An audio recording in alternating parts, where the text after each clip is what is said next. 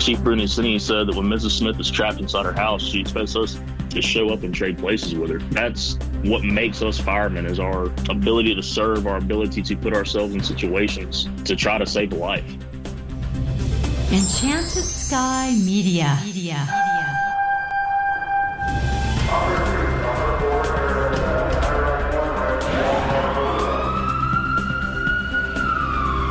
From the Federal Resources Studio, this is Code 3, the Firefighters podcast, hosted by award-winning journalist Scott Orr. Code 3 features interviews with leading members of the fire service, discussing firefighting strategy, tactics, and other topics you need to know more about. Now, here's Scott. That's right, and I will not let Parkinson stop me. Thank you for joining me for another edition of Code 3. This is the show for and about firefighters. We're informing and entertaining members of the fire service, just like you, from coast to coast. Firefighters love handy phrases almost as much as they love acronyms. Wait a second, scratch that. Firefighters' bosses love handy phrases almost as much as they love acronyms. The guy in the turnouts may not be so fond of those old maxims.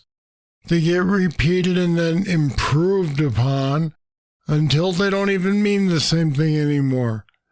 But those phrases are still treated as gospel truth.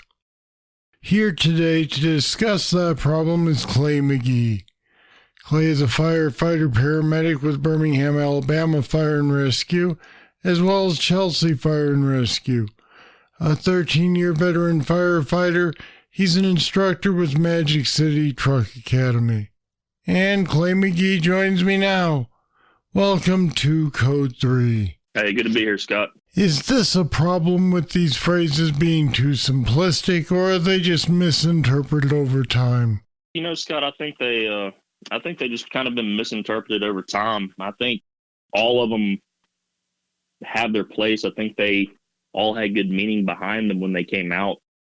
But I think the big problem is that people don't, when they're taught, especially the young firemen, I don't think there's enough direction given on what they exactly mean, you know, how to implement them, stuff like that. And I think that's kind of where over time we've gone wrong is, you know, a lot of these phrases are being thrown around and young, impressionable firemen hear them from guys with time on the job. They just take them for what they, you know, face value, what they're told, with no real background behind what they truly mean. So I feel like over time they've gotten to where they justify them to, you know, not be aggressive firemen. All right, and we'll look at a few of them. Let's start with the big one. Chief Bruni Cini's classic, risk a lot to save a lot, risk a little to save a little, and risk nothing to save nothing. What's the problem in how this one's being applied these days? I think the big one, how it's being applied, is everybody has a different definition of what a lot is. That's totally, I know that's a culture thing, especially the area that you work in, the department you work for. But I feel like overall, the culture of the fire service has kind of adopted that to mean that a lot is strictly just known life safety issues. And, you know, there's a story, I can't remember who told it to me, but they were having dinner with Chief Bruni Cini several years ago. And even Chief Bruni Cini said that when Mrs. Smith is trapped inside her house, she expects us to show up and trade places with her. That's what makes us firemen, is our ability to serve, our ability to put ourselves in situations to try to save a life. So I think it's just how it's being applied. I think people are just kind of using it, you know, taking it at face value, not really thinking about what it truly means. I think you may have a point there. I spoke to Chris Tobin on this show a while ago. Yeah. And he said, how do you know what means a lot to me? Maybe to me, my dog means a lot, but to you, it means nothing. Exactly. You know, that was actually a good episode. I listened to it not too long ago. Chris is a great guy. What should we be teaching people in terms of this phrase? How do we teach them what risking a lot means or should mean? I think that to start with, we have to know what our citizens' expectations of us is.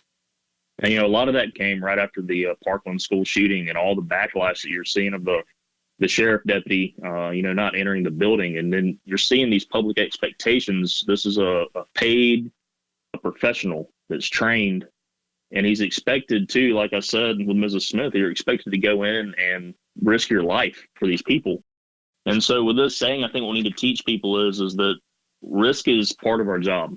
We take risk every day we go to work. Every time we roll out on the apparatus, we're taking a risk, running lights and sirens to medical calls, dumpster fires. And I know some places have kind of started toning down what they run lights and sirens to, but there's still a lot of places where they run lights and sirens to everything.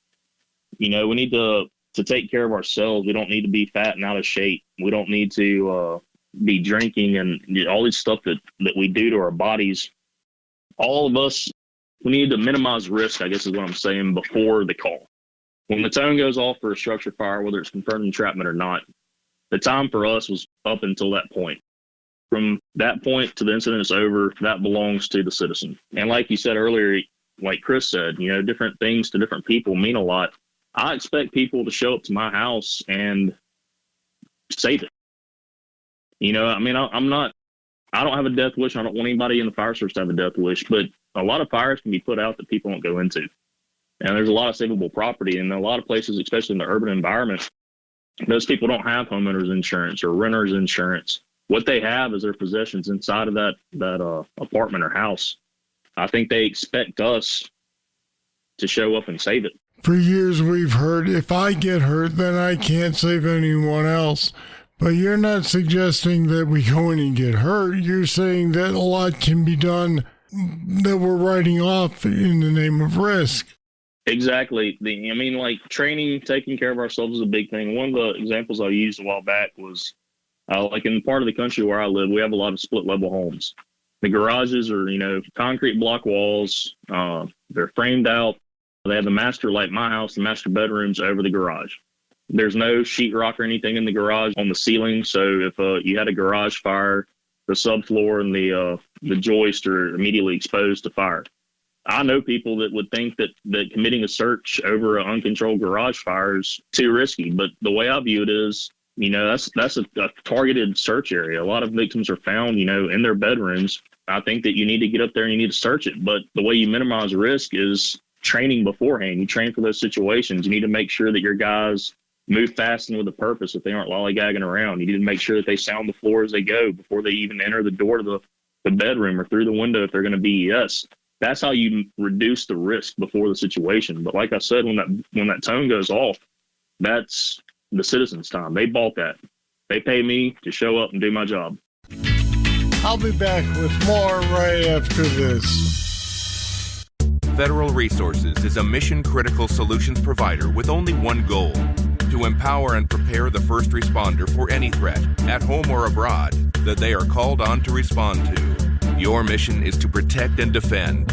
Our mission is to make sure you're equipped with the knowledge and training on response techniques to current threats.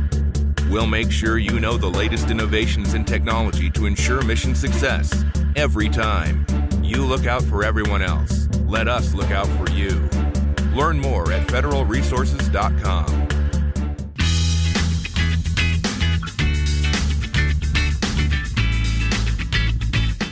All right, then there's aggression and intelligence must both be present. One should not exist without the other. Which sounds reasonable. How is it being misapplied these days? It is a very reasonable thing. I think that aggression is a word that is kind of called a bad rap lately. So I think people try to throw the intelligence part in there to say that, you can't be aggressive if you aren't smart about it. And I certainly agree with that. You need to be intelligent. You need to study things like building construction. You need to study the layouts of the houses in your area so that you know where the bedrooms are and the type of house you are. That if I open the front door and it swings against a wall to the left, that probably the bedrooms are to the left and the great rooms to the right, stuff like that. You use all that intelligence that you have and combine it with your aggression to get the job done. But like I said earlier, it's if my house is on fire, like I want an intelligent and aggressive fireman showing up. But if my house is on fire and my kids are trapped, I don't want a smart fireman that's timid. I want the guy that may not know the best of everything to do, but he's going to show up and get the job done. He's going to risk his life for my family. No one wants to die or get hurt, but, we have that oath that we swore to. One example I like to use is the term survivability profiling. This is kind of like one of those intelligence things. It came from a FDNY officer several years ago that, we show up, we do our approach survivability profile and try to determine whether or not anybody can survive in there. Well, I don't think that's our job. We can survive more than the citizen can. So you need to do either a search profile or what we like to call a tenability profile. And, sit there and be like, hey, this house is 85% involved. Instead of saying nobody can survive that, you show up and you use your smarts in your training and say, hey, there's 15% I can search real quick before we have to back out and go defensive. And at the time that I wrote this article, that actually happened. I know a guy that made a grab. People were on the scene trying to go defensive.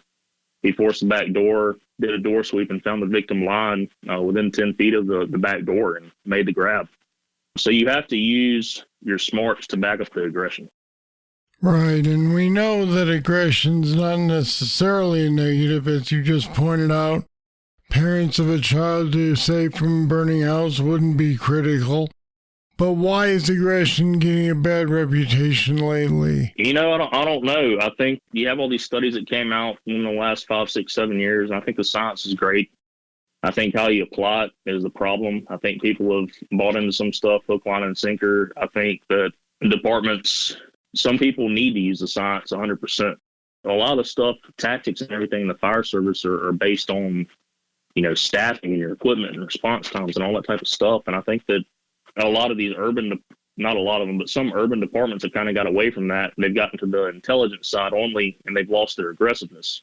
And like you start hearing words thrown around like cowboy and death wish and all this stuff that goes along with being aggressive. And there's nothing wrong with aggressive. That's our job. Aggressive is like in the dictionary it says like offense or assault. And that's what our job is. When we show up, we're to assault the building and get in there, control the fire, get our searches done, put the fire out if we can, and if not, then we back off and go defensive. All right. Finally, there's this one. Life safety, incident stabilization, and property conservation. I think the question here is, whose life safety are we talking about, ours or theirs? Well, it's definitely both.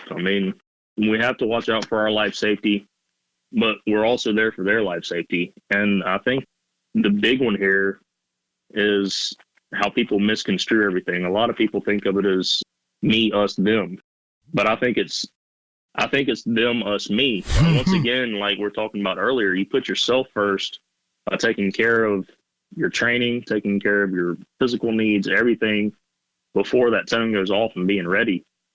This is kind of a big one in the fire service right now, and I see both sides of the debate with the life safety issues.